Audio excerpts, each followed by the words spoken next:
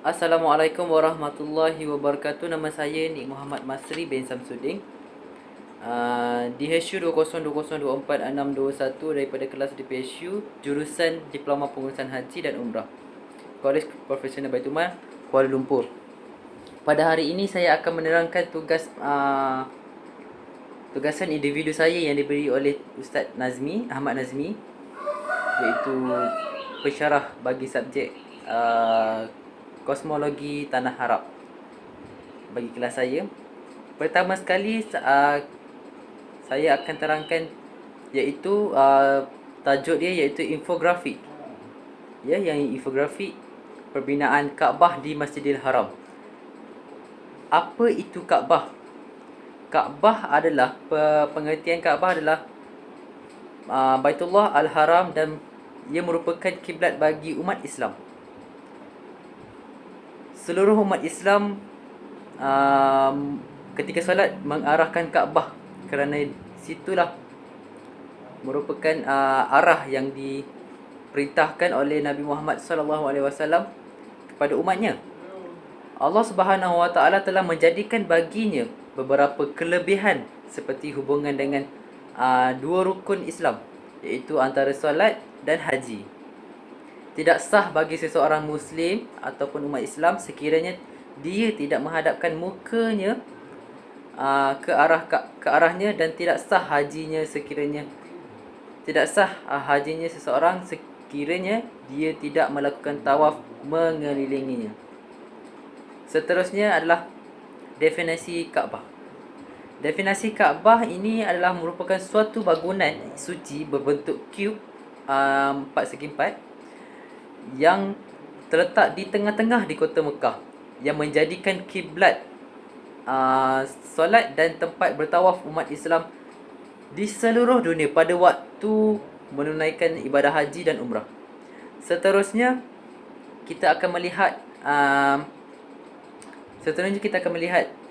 isi kandungan saya yang saya sertakan berlandaskan kertas kerja infografik yang ditugaskan oleh Ustaz Ahmad Azmi, iaitu di sini terkandungnya apa itu Kaabah, nama gelaran Kaabah, proses perjalanan pembinaan Kaabah, ruang dalaman dan luarannya, dan keistimewaan Kaabah, keistimewaan dan kelebihan Kaabah, serta bibliografi lah, iaitu rujukan saya.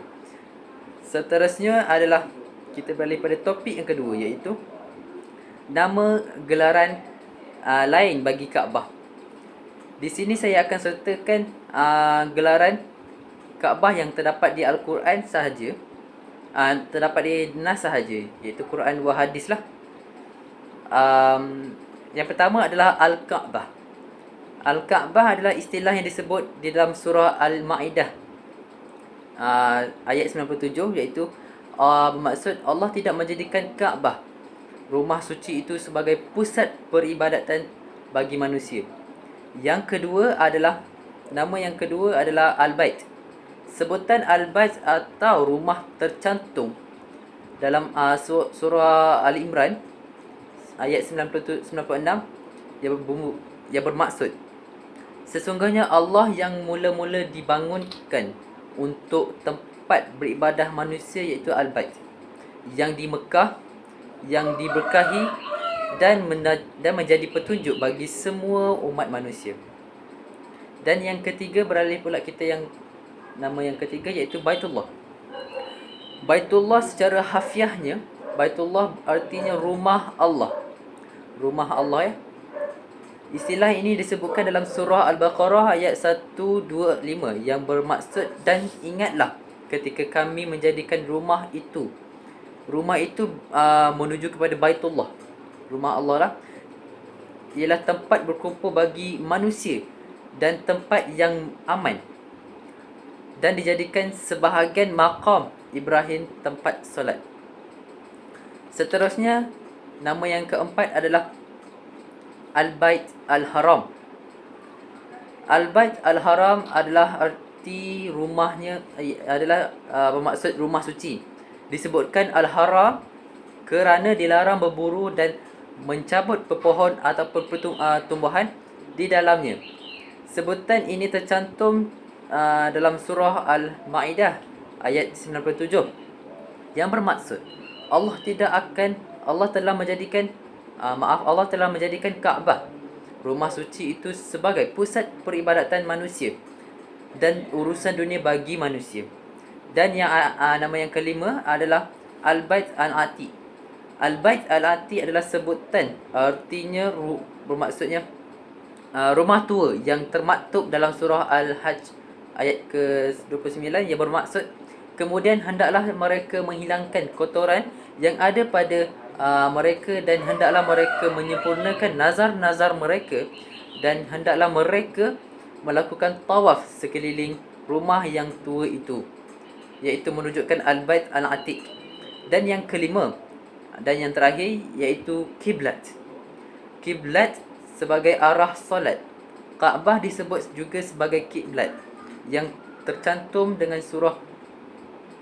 dalam surah Al-Baqarah ayat 144 yang berbunyi, sesungguhnya kami sering melihat sesungguhnya kami sering melihat mukamu menadah tangan ke langit, dan maka sesungguh kami akan memalingkan kamu ke kiblat yang kamu suka. Seterusnya kita akan beralih pada proses perjalanan pembinaan Kaabah. Pembinaan Kaabah, majoriti umat Islam mengetahui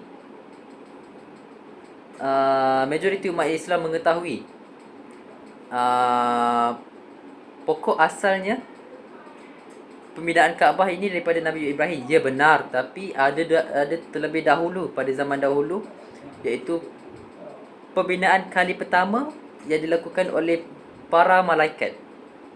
Ya, para malaikat, iaitu binaan pertama bagi para malaikat, iaitu dari segi struktur dan komponennya amat berbeza lah dengan zaman sekarang, kerana dia mengalami revolusi mengikut zaman. Berbalik pada topik kita tadi, iaitu binaan pertama bagi malaikat. Binaan pertama Kaabah, iaitu malaikat membinanya.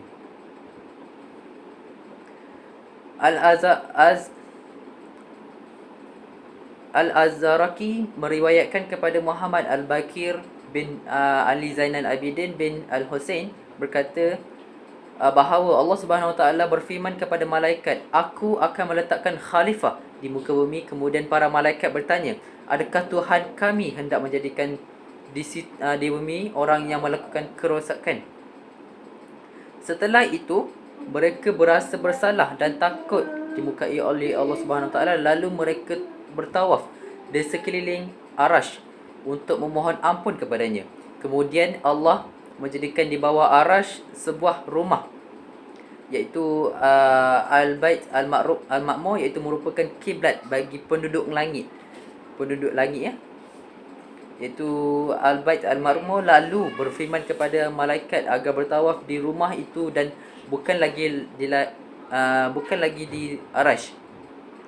Kemudian dia mengutuskan para malaikat supaya membina Baitullah di muka bumi, supaya makhluk di bumi dapat melakukan tawaf sebagaimana makhluk langit bertawaf di Al-Bait Ma'mur. Al-Bait Al-Ma'mur, maaf. Seterusnya binaan yang kedua, iaitu binaan yang dilakukan oleh Nabi Adam alaihi salam. Al-Azraqi meriwayatkan kepada Ibnu Abbas radhiyallahu ma, beliau berkata, semasa Nabi Adam AS diturunkan dari syurga dan sampai ke bumi, baginda telah mengatakan, "Wahai Tuhan kami, ya Rabb, mengapa aku tidak mendengar lagi suara malaikat?" Allah Subhanahu Wa Taala berfirman, "Semuanya kerana kesalahan engkau, wahai Adam." Kemudian Allah Subhanahu Wa Taala memerintahkan supaya baginda membina Kaabah dan bertawaf mengelilinginya sebagaimana malaikat mengelilingi Arash. Adam lalu menuju ke tapak pembinaan Kaabah. bumi telah diperkecilkan. Bumi telah dikecilkan oleh Allah, dan tempoh perjalanan menjadi pendek. Bermakna Allah telah melipat-lipatkan muka bumi agar tempoh perjalanan Nabi Adam ke destinasi yang dituju untuk membina Kaabah tercapai dengan cepatlah. Setiap tapak dipijak oleh Adam alaihissalam akan dijadikan oleh Allah sebagai kawasan yang subur dan berpenghuni. Apabila sampai di Mekah, Malaikat Jibril alaihissalam memukul dengan sayapnya di tapak pembinaan Kaabah, dan malaikat membawa batu kepadanya untuk dibina. Bahan binaan terdiri daripada batu yang diambil daripada 5 gunung, iaitu Gunung Lubnan, Tur Zaita, Tur Sina, Judi dan Hira. Sementara itu konkrit pula dibuat daripada batu pejal hitam. Kata Ibnu Abbas, Adam adalah manusia pertama yang mengasaskan Al-Bait, iaitu Kaabah. Baginda menunaikan solat serta bertawaf di situ. Imam Asy-Syafi'i meriwayatkan daripada Muhammad bin Ka'ab Al-Qurazi, katanya, sewaktu Nabi Adam AS menunaikan fardu haji, baginda telah berjumpa dengan malaikat. Mereka berkata kepadanya, sempurnakanlah haji engkau, wahai Adam. Kami telah melakukan haji sebelum daripada engkau semenjak 2000 tahun dahulu. Dan binaan yang ketiga adalah binaan Nabi Syed bin Adam. Nabi Syed ni dia merupakan setahu saya lah, merupakan seorang nabi, bukan rasul. Kalau dia diiktirafkan sebagai nabi wa rasul, mungkin dia ada di dalam list senara 25 nabi lah. Itu untuk info yang tambahan yang saya beri tadi. Dan kita balik pada seterusnya, iaitu binaan Nabi Syed bin Adam. Binaan yang ketiga oleh Syed ialah selepas hilangnya kesan binaan Adam alaihissalam, Al-Azraqi telah meriwayatkan daripada Wahab bin Munaibih bahawa beliau berkata, apabila diangkat kemah yang diturunkan oleh Allah SWT kepada Adam AS daripada perhiasan syurga yang diletakkan di tapak pembinaan Baitullah, itu di Mekah, selepas wafatnya Nabi Adam AS, anak-anaknya pun membina di tempat itu sebuah rumah daripada tanah dan batu. Mereka dan generasi seterusnya sentiasa memakmurkan rumah itu sehinggalah ia musnah dan dalam banjir yang berlaku pada zaman Nabi Nuh alaihissalam. Apabila tiba zaman Nabi Ibrahim, Allah Subhanahu Wa Taala telah memerintahkan baginda supaya membina semula rumah itu. Walau bagaimanapun, tidak terdapat sebarang dalil yang sahih tentang 3 peringkat pembinaan ini. Kata Syekh Husain bin Aslamah, telah datang beberapa riwayat daripada sahabat dan tabi'in tentang binaan Kaabah oleh malaikat Adam dan Syed. Katanya menyebut tentang peristiwa yang berlaku tanpa menyatakan sumber riwayat tersebut, sama ada ia daripada Nabi SAW ataupun Bani Israel yang merupakan ahli kitab. Oleh itu ramai ulama tafsir berpegang dengannya serta mencatatkan dalam kitab tafsir mereka, kecuali Al-Hafiz Ibn Khadir. Al-Hafiz Ibn Kathir, beliau telah mengkritik dan menyatakan bahawa riwayat tersebut sumber daripada Bani Israel, iaitu Al-Israiliyat. Seterusnya binaan keempat, iaitu binaan Nabi Ibrahim dan anaknya iaitu baginda Nabi Ismail alaihi salam.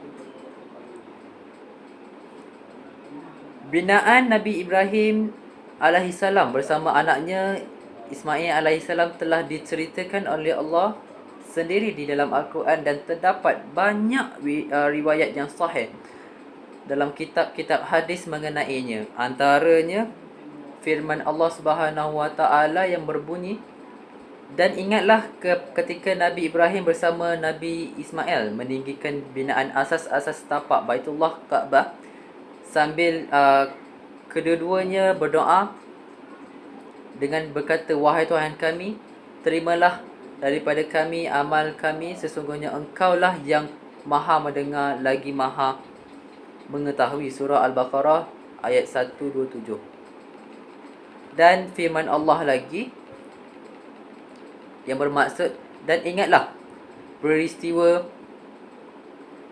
ketika kami tentukan bagi Nabi Ibrahim tempat Kaabah untuk membinanya, lalu kami berfirman kepadanya, janganlah engkau sekutukan sesuatu apa maaf janganlah engkau sekutukan sesuatu pun denganku, dan bersihkanlah rumahku Kaabah ini bagi orang-orang yang tawaf dan orang-orang yang berdiri dan rukuk serta yang sujud ketika mengerjakan sembahyang.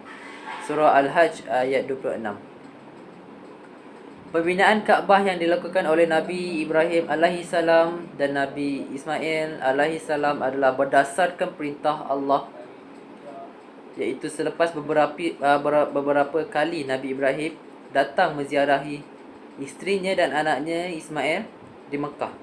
Pada kedatangan kali yang ketiga, baginda telah diperintahkan agar membina Kaabah.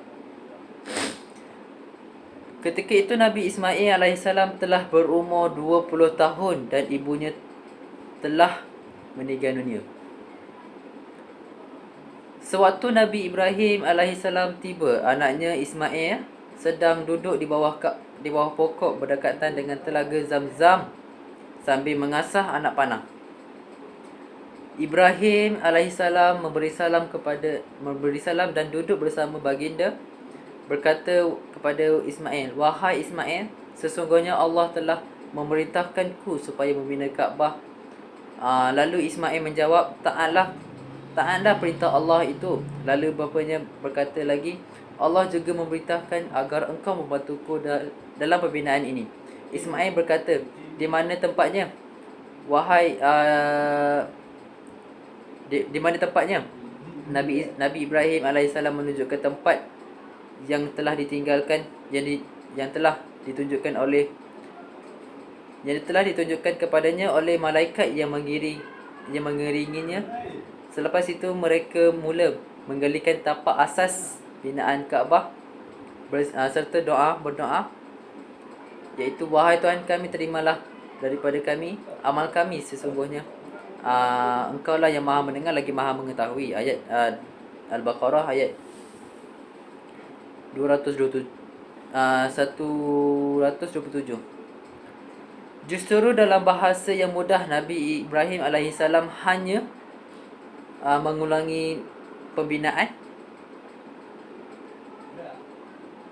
pada tapak yang sudah sedia, iaitulah yang disepakati oleh para ulama, tanpa menafikan telah berlaku binaan Kaabah sebelum daripada itu. Seterusnya, semoga Allah kurniakan kepada kita dapat menziarahi Kaabah, sama ada dapat menunaikan haji wa umrah atau umrah. Kami mengakhiri kalam ini dengan berdoa. Ia bermaksud, ya Allah, tambahkanlah rumahmu ini dengan kemuliaan, keagungan, ketinggian, kebajikan dan kehebatan, dan tambahkanlah sesiapa yang memuliakan dan mengagungkan daripada kalangan yang melaksanakan haji atau umrah dengan kemuliaan, keagungan, kebajikan dan juga kehebatan. Riwayat Al-Tabarani dalam doa. Seterusnya paparan merupakan salur-galur penurungan warisan, di mana individu yang menyambung proses penambahbaikan akan pembinaan Kaabah dari Al-Malik setelah Nabi Ibrahim alaihissalam pada suatu ketika dahulu sehingga sekarang, iaitu kerajaan Arab. Setelah Nabi Ibrahim dengan Ismail membinanya, warisan penjagaan Kaabah telah turun kepada Malik, seterusnya turun kepada Jurhum Qusa'ah, seterusnya turun kepada Qusay ibn Kilab, dan seterusnya Nabi Muhammad diturunkan kepada Nabi Muhammad SAW dan Bani Quraisy, dan diturun kepada Zubair turun kepada Al-Hajj turun kepada Sultan Murad turun kepada kerajaan Arab. Seterusnya kita beralih pada subtopik yang ketiga, iaitu ruang dalaman dan ruang Kaabah, ruang luaran Kaabah. Terlebih dahulu saya akan ajukan paparan dalaman Kaabah, iaitu dalam Kaabah mempunyai beberapa komponen yang penting dan barang-barang peninggalan daripada zaman ke zaman, iaitu salah satu dinding atau sisi Kaabah Al-Musharrafah dilihat di bahagian atas kain kiswah dalaman, khususnya untuk Kaabah silap. Seterusnya dalam Kaabah mempunyai sebuah almari di Kaabah. Kedudukan almari itu betul-betul di depan pintu Kaabah jika dilihat dari dalam. Di atasnya biasanya diletakkan perfume yang dibuat daripada asap kayu gaharu yang dibuat khas untuk aroma bilik Kaabah. Yang ketiga adalah tempat bekas solat Nabi Muhammad SAW ketika memasuk Kaabah, di mana tempat ini selalunya baginda SAW jadi tempat utama untuk solat. Seterusnya adalah bahagian kecil dinding Kaabah adalah batu tertentu. Kedudukan menghadap tempat solat Nabi SAW, di atas batu itu tertulis kalimat tauhid, iaitu la ilaha illallah. Seterusnya pintu yang ada di Kaabah. Pintu ini bukanlah pintu utama Kaabah. Pintu ini dikenali sebagai pintu taubat. Di dalam pintu ada juga tangga yang menuju ke atap. Dan yang ketiga terdapat 3 tiang di dalam Kaabah. 3 tiang tersebut dibuat daripada kayu terbaik dan dilapisi dengan emas tulen. Bahagian atas kelihatan kain kiswah hijau. Di dalamnya juga ditunjukkan dalam gambar di atas adalah beberapa lampu kecil. Kawasan merokok untuk kayu gaharu dan pelbagai perabot untuk membersih Kaabah. Perabot di Kaabah adalah hadiah daripada raja, khalifah, sultan, emir dan kenamaan Islam sepanjang sejarah. Dan yang seterusnya terdapat 3 tiang yang lain yang juga berdiri tegak di dalam Kaabah. 3 tiang ini diperbuat daripada kayu terbaik dan dilapisi oleh emas tulen. Ini dapat melihat kepada ini dapat dilihat pada gambar pintu Kaabah, pintu masuk Kaabah, atau dikenal sebagai pintu Kaabah.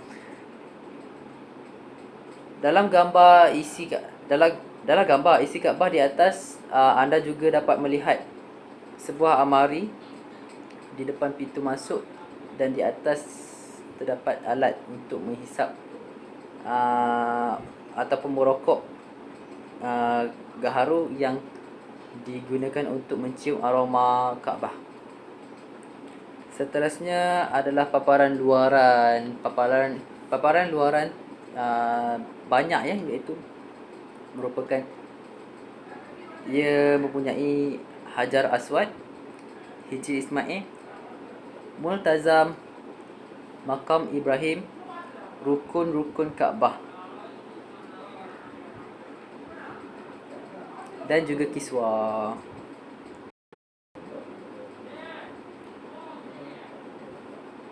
komponen yang ada di luaran Kaabah adalah yang pertama Hajar Aswad lah. Hajar Aswad adalah merupakan perkataan Arab yang bermaksud batu hitam.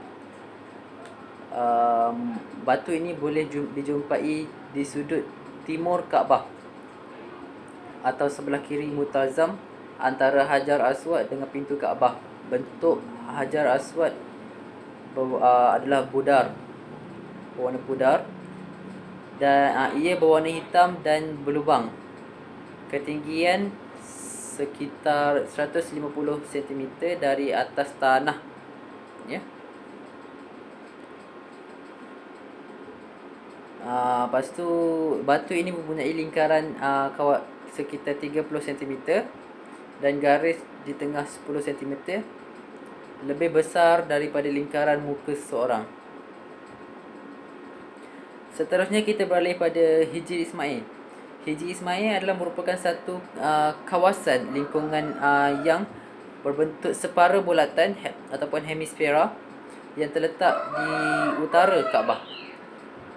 Pada asalnya kawasan ini merupakan tempat berteduh Nabi Ibrahim AS sepanjang sesi proses pembinaan Kaabah dan menunaikan haji di Baitullah.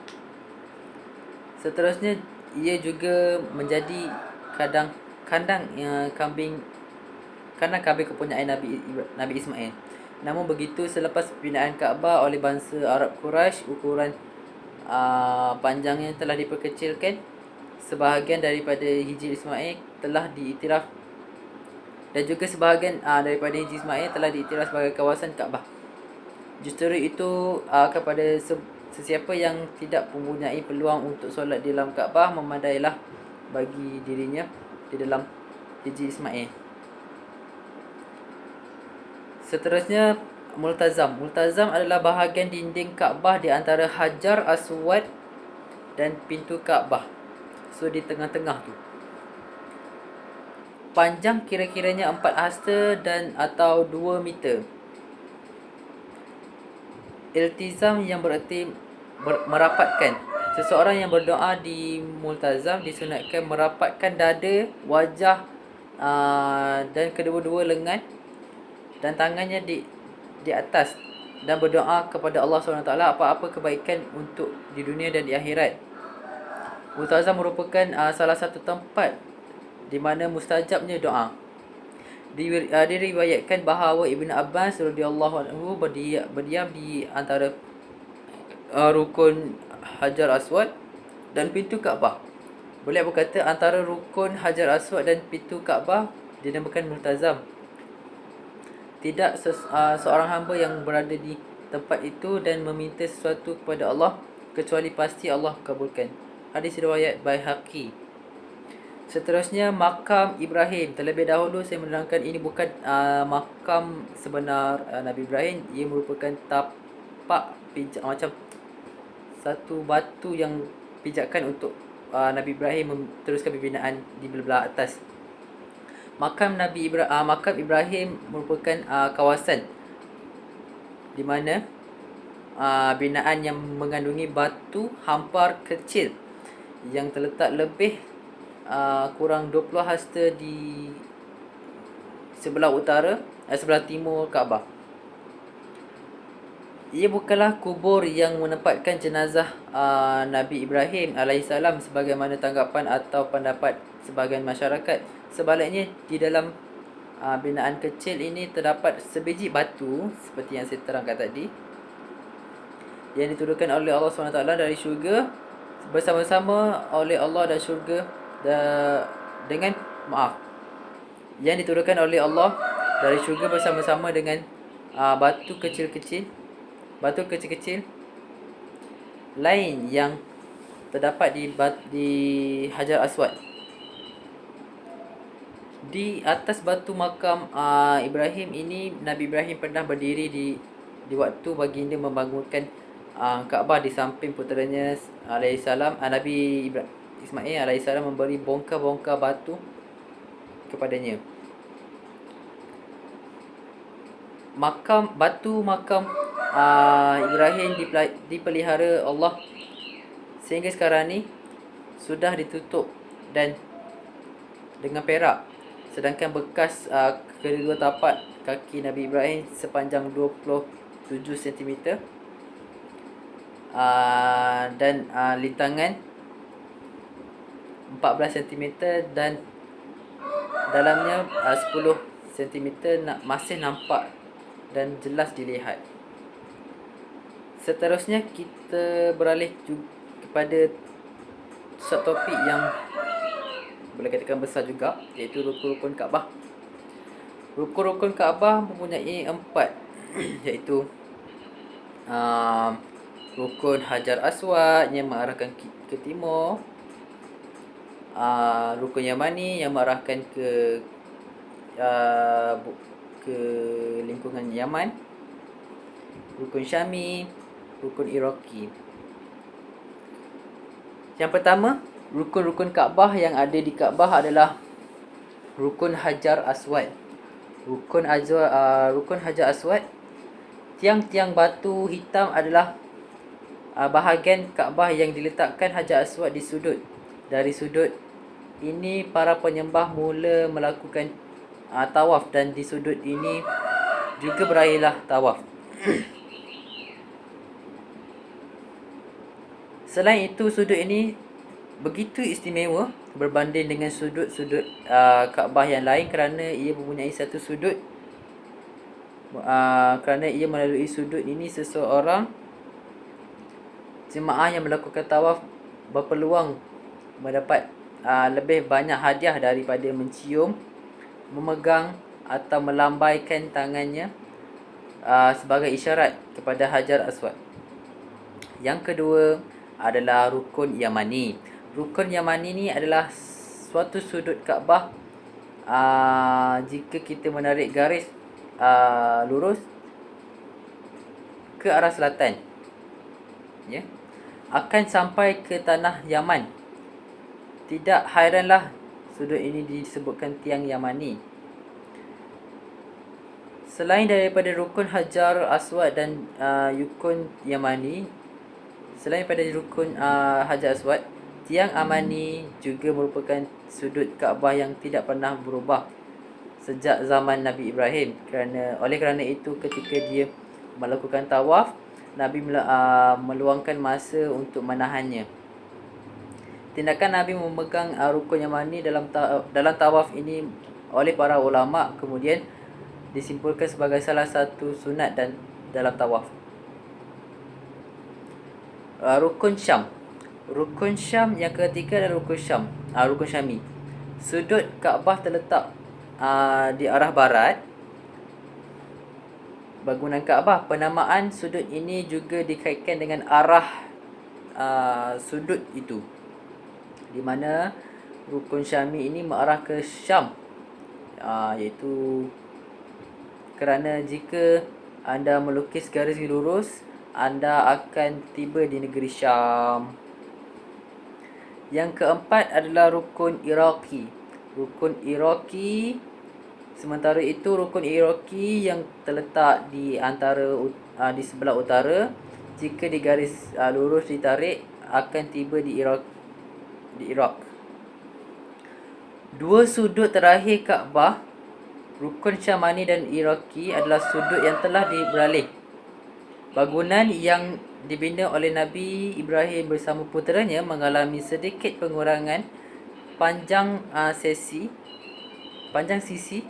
kerana dana yang terbatas dalam pengubahsuaian Kaabah pada zaman Quraisy.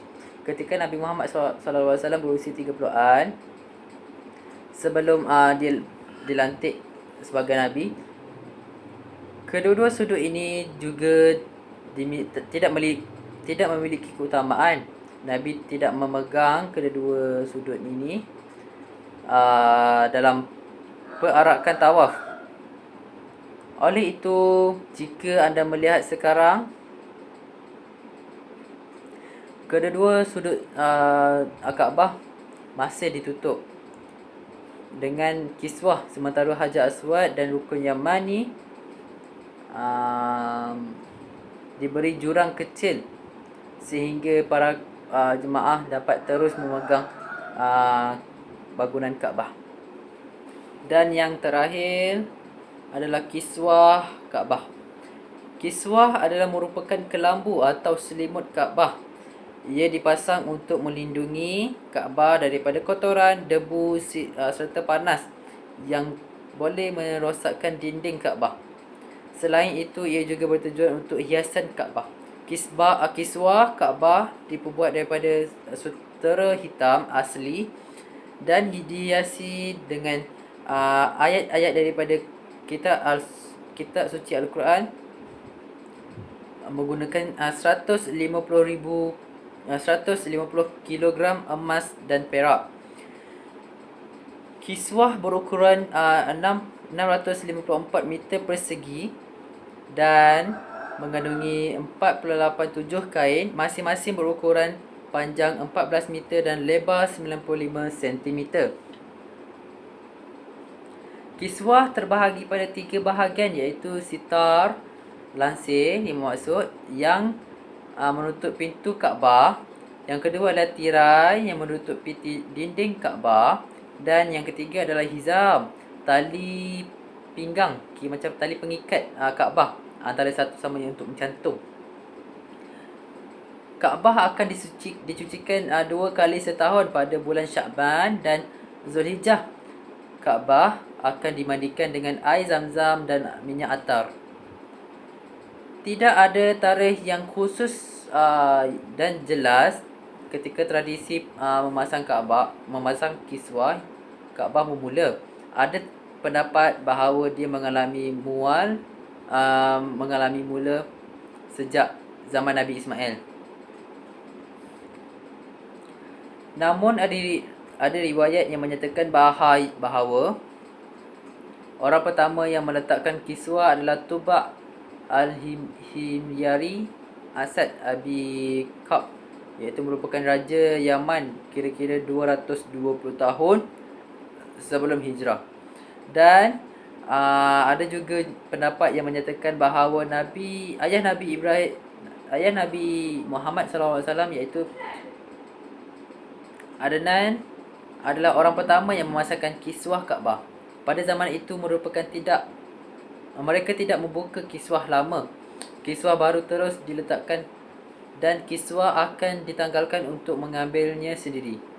Pada zaman Nabi Muhammad SAW, kiswah Kaabah ditukar 2 tahun sekali, iaitu sebelum Ramadan dan pada hari wukuf pada musim haji. Pada tahun 1926, iaitu 1346 Hijrah, Raja Abdul Aziz telah mendirikan kilang khas untuk membuat kiswah Kaabah, dan Sheikh Abdul Rahman Muzar adalah pegawai pertama kilang tersebut. Seterusnya kita beralih pula pada kelebihan dan keistimewaan Kaabah. Kelebihan Kaabah adalah yang pertama adalah sebaik-baik negeri dan tempat yang paling disayangi oleh Allah Subhanahu Wa Taala dan Rasul. Dan yang kedua adalah ancaman daripada melakukan ilhad, iaitu kejahatan di tanah haram. Dan yang ketiga adalah dosa bertambah jika dilakukan di Mekah, kiranya berlipat kali gandalah dosanya. Dan yang keempat, tawaran pahala. Seterusnya keistimewaan Mekah, iaitu yang pertama adalah multazam, adalah tempat doa diterima, macam mustajab sangat seperti tempat-tempat lain, berbandinglah tempat-tempat di seluruh dunia. Yang kedua adalah Hijr Ismail, tempat makbul doa. Kawasan Kaabah tidak berdinding, kiranya Hijr Ismail itu tadi seperti yang saya terangkan tadi adalah merupakan separuh daripada kawasan dalaman Kaabah. Dan yang ketiga adalah Mekah tidak dimasuki oleh Dajjal. Ini adalah Sahih Bukhari lah, hadis yang sahih.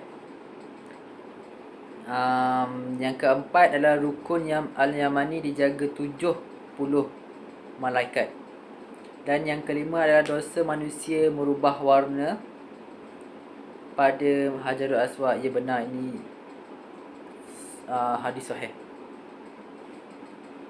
Dan yang terakhir adalah bibliografi. Ini adalah rujukan asas saya yang sepanjang saya melakukan tugasan individu infografi pembinaan Kaabah. Sekian daripada saya. Assalamualaikum warahmatullahi wabarakatuh.